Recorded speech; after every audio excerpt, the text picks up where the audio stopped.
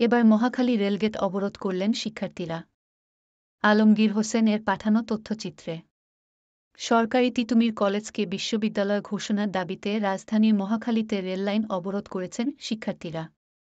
সোমবার সকালে কলেজের কয়েকশ শিক্ষার্থী সড়কে নেমে বিক্ষোভ শুরু করেন।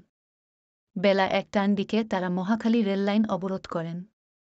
এ সময় কলেজকে বিশ্ববিদ্যালয় করার দাবিতে স্লোগান দেন শিক্ষার্থীরা।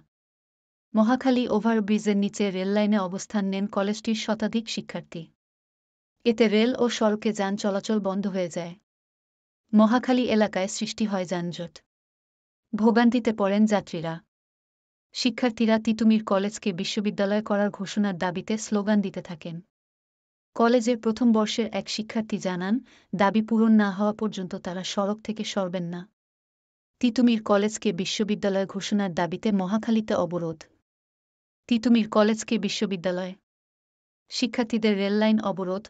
মহাখালীতে আটকে আছে ২টি ট্রেন।